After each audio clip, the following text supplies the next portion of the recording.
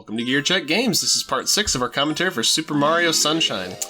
Last time we finished up Rico Harbor, and today we're going to be venturing into Gelato Beach.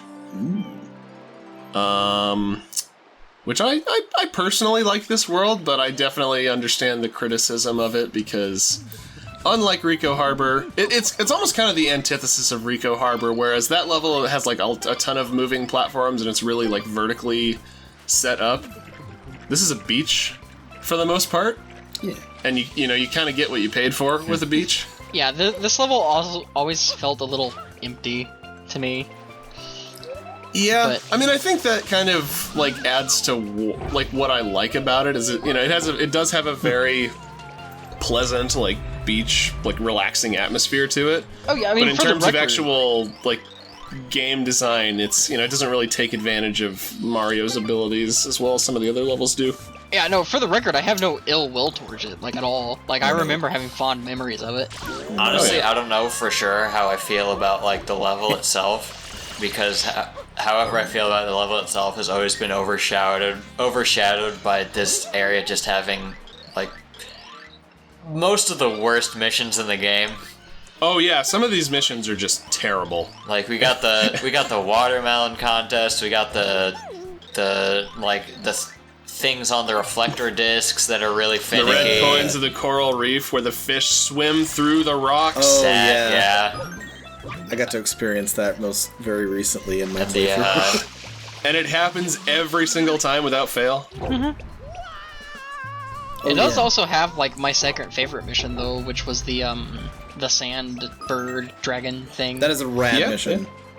Like, I really enjoyed that one and thought it was really cool as a kid. So, plus also, like, I good think music. Talking about, like, whether it supports mechanics or not, like, I think the, Sandbird mission, like, really shows off, like, at least the technical mechanics of the game, where, like, that probably was not an easy thing to program and works as a really good, like, tech demo. The Sandbird, to me, felt more like a Zelda set piece than a Mario thing, but I really enjoyed it. Yeah, I don't know, that setting is really cool. We can talk about the Sandbird in the next episode when we get to it, but I enjoyed the idea of the Sandbird as a kid, but gameplay-wise, it was another prime example of that, like, really finicky, like, rotating platform slope stuff, and just, like, sliding off and dying, and feeling like you had no control over it. Yeah. Yeah, if you didn't learn about slope detection from Rico Tower, you'll learn about it from the Sandbird. So, I know we've been ignoring it, but what are these ducks? These are Caterquacks, which would make a return in Mario Galaxy. And Mario Kart Double Dash. And if you're trying to do the Watermelon Festival mission, these guys are the bane of your existence. Yep. Especially the red ones. Oh, yeah. The red ones fling you higher, right? Why did you get stopped by that water? What the heck? I mean, I think if we're going by real world physics, that's about what should have happened. Yeah.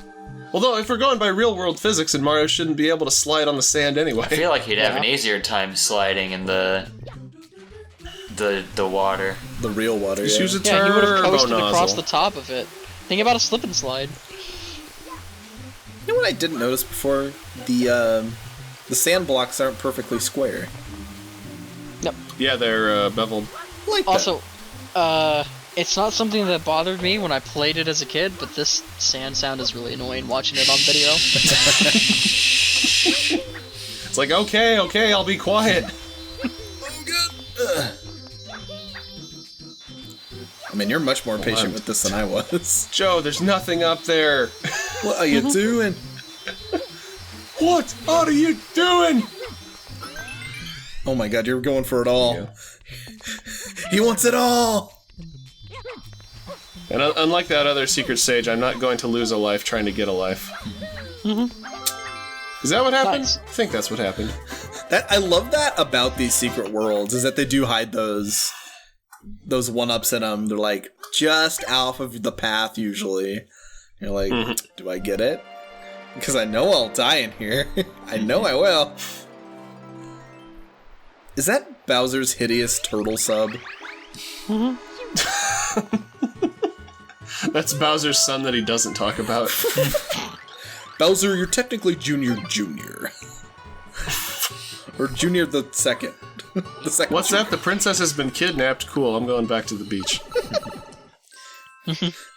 Listen, I came here for vacation.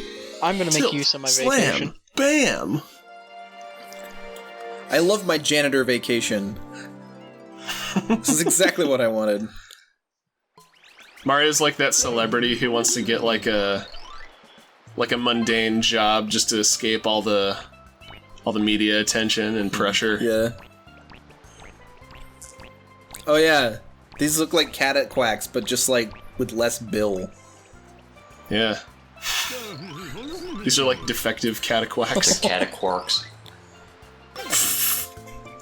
Captain Quark? What?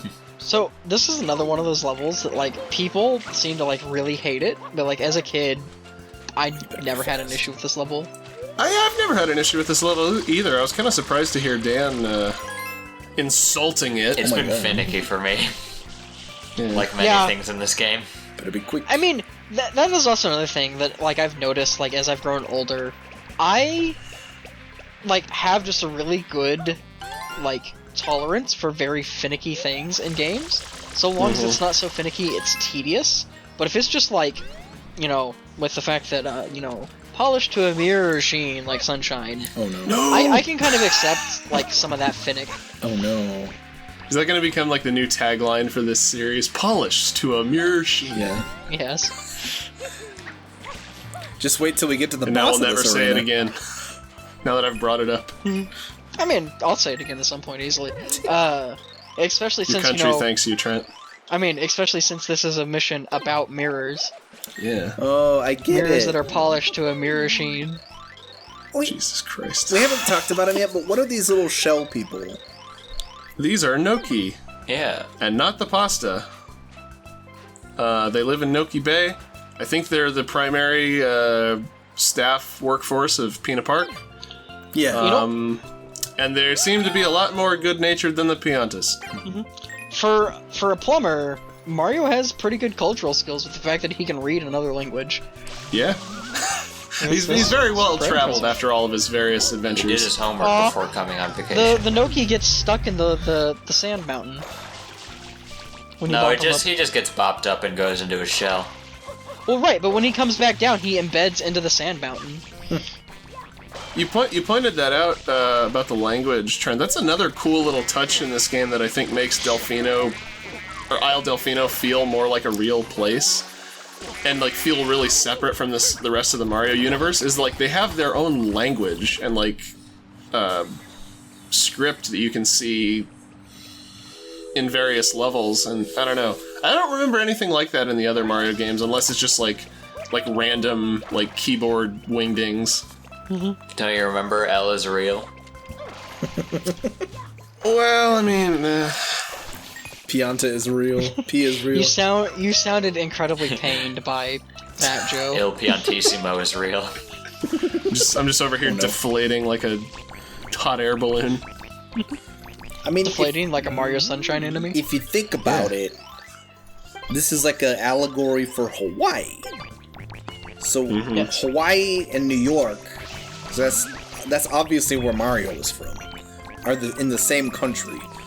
So they're technically both speaking Piantissimo. I don't know, man. And we haven't even met Piantissimo yet. The native Hawaiian language is definitely not pianissimo? something we speak here on the continental U.S. We're not smart enough. Either that, or all the Piantas know how to speak Mario. I mean, that is probably very true. They are a tourist location. It would be, be a big benefit for them to be able to speak, the language of the tourists who come and give them, like, lots of money. I feel like They speak Mario. Does that mean they just go around like, woo, woo, yeah. I don't know if it's, Expert talking about, pantomime. a polished mirror shine. Those reflections are actually pretty good. And I Yeah, don't know that's if it's pretty impressive for GameCube. Like, I mean, they're not like the Well, I guess they're pretty high res, like for Yeah. an That's the effective thing, that kind at this time. Because this certainly This looks time a of lot game. better than Fountain of Dreams and Melee, that's for sure. Oh yeah. It's the power of the It's like- cube. So usually when they do effects like this, aren't they basically just like doubling up the models underneath that plane? With like a lower quality model. Well, usually there's like a mirrored It's not world. a model, but usually it's a texture. Usually it's a like Really? emulation of the texture. Oh, you can see the Wiggler up there. Well, Also, I at like least that in like older. Oh god. Oh no. I don't know. Failure. I don't know if this game is before or after that era, but like in a lot of older games, if they did mirrors, it would be like they'd literally have like another world on the other side of the mirror that had like models and everything, Yeah. and like you would have a character, basically a second character that you also control, but with the controls reversed. So like Right. if you found a way to get through the mirror, then like your reflection would go, you and your reflection would trade places. Yeah. That I'm is imagining if there was like clipping in the mirror world, or not clipping, hit detection. Uh-huh. That's some Yeah, I'm dirt. reminded of the mirror hall in Twinkle Park where you play as Amy. That's some like dark fairy tale type of logic. That's creepy to me. There would be another version of me on the other side of the mirror. Oh, I thought you were talking about the Caterkiller graphically falling apart. Okay, well Yeah. that too. Wait, I meant to say That's this how I feel earlier. about life sometimes. Come on, Joe, that's just showing off now. Come on, Joe, don't tease Oh him my like God. that. All the way. Oh, All the way. I love it. Where did he Okay, go? that's really fun. Style points. He disappeared. Do a stylish. You got zooped into the mirror world. No! That's how you get there. See, I just want to imagine that the power that the Shines have is from absorbing other, like, non-sentient creatures, and, like, it just absorbed them to power Isle Delfino. Is this Jeez. Wiggler's wife? She's out for vengeance because you destroyed her husband. It's like the Scotsman's wife in Samurai Jack. Isn't this the? Oh, look, he stops to let you have a Just like conversation. even tougher and nastier than he is. Isn't this supposed to be the same Wiggler? That Yes. I guess it just, for whatever reason, it didn't actually fall apart like it was shown at the end of the previous mission. Well, maybe it's not one creature. Maybe it's a bunch of like giant Oh phalanx. god, Oh, like a God. sunflower. Okay, we're getting into human caterpillar stuff here. Oh god! The human centipede. Yeah, that's it. Oh no! Wow. The human caterpillar. It's just the Now human that is- centipede, but they're all hairy. That is And at the end, cursed. they turn into a weird butterfly. We never do see Oh. Wiggler transform, do we? Yeah, we do. Wait, it Not turns in this into- game, but I'm sure there's I'm probably. pretty sure there's at least one Mario game where you see like a butterfly wiggler. Oh. Yeah, there's probably something in like other Mario games, at least like one other Mario game as well. But I know in Mario Party 5, there's like a Wiggler capsule that like it'll. If you land on the space, you'll like talk to a Wiggler, and then if you like pay it 20 coins, it'll turn into a butterfly and fly you to the star. Okay, That's cool. So we have one documented instance of butterfly wiggler. That's good. This thing would turn into Mothra if it transformed. Wait a minute. If this is Mothra, then that means there's another one somewhere. Wait, there's two Mothras? Yeah, in the early Godzilla canon, I think Oh. there were two Mothras. They start out as caterpillars and they turn into butterflies. I'm not caught up on my Did one Godzilla turn into lore. Mothra and the other turned into Butterflyera? I think one of them just gets uselessly killed. Oh. Oh man. I don't know. I haven't seen that many Godzilla movies. I've mostly just heard James Rolfe talk about them. You know, One of them now- turns into Mothra and the other evolves into Kakuna. Now that we're done, he got the short end of the stick. now Oh man, the Wiggler's falling out to sea. that we're done with If you our, knock him out here, he's gonna suffocate. He's gonna drown. Oh my gosh. he'll turn into a sea Or just turn scorpion. into sand. So he's fallen apart, He's turned into sand. If this guy shows up again, I'm calling. Not only movies. did he turn into sand, he turned into sand and water, so the water would like disperse him. Yeah. Oh my god. Wow, don't come All right, this we're way. getting really All dark right, this dude. episode. That's what you get for eating the sand fruit. You just, like, ruined that Noki's day. Oh, he's fine. He got knocked down, but he got up again. That's what we're gonna do next time. Yeah. We're gonna go to the Sandbird. Woo! See you guys later.